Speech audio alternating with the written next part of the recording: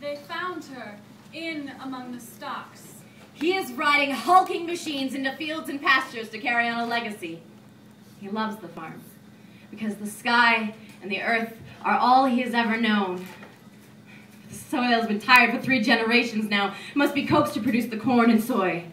In hail, and drought, and flood, the price of a bushel hovers so low, and the government wants to tax this tanned hide of a man for tending the land.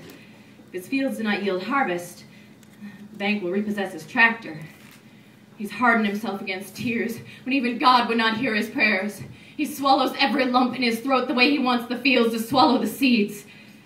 It is hard to be a farmer. She was incoherent and collapsed in their arms. It is hard to be a farmer. It is harder still to be a farmer's wife. The fields are yours too, and the kitchen, and the children. You must take the family to church and the cows to the milkers. The traditions are handed down. Husband to wife and son, wife and son to daughter, son and daughter to daughter. They hand down bruises and vicious insults. The season is hard. The beatings are harder. They found her in the cornfields. The human heart is roughly the size of the clenched fist, and maybe he uses this as a symbol.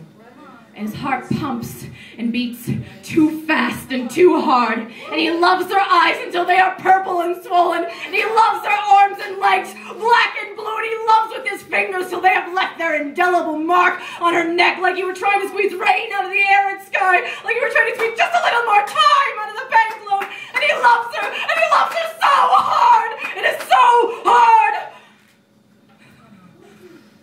They found her in the cornfields. More than once. Barefoot in her nightgown. Or entirely bare. They brought her home. Bruised and incoherent, and yet they keep finding her there, in among the stalks, bleeding and lost, like she saw an end to the rows of corn, and she was ready to go to God. And she is not just one woman, but leagues of husbands and wives, sons and daughters, hungry and in debt, desperate and struggling, fists steeled like fists and augers, with nowhere to go. But back into the fields.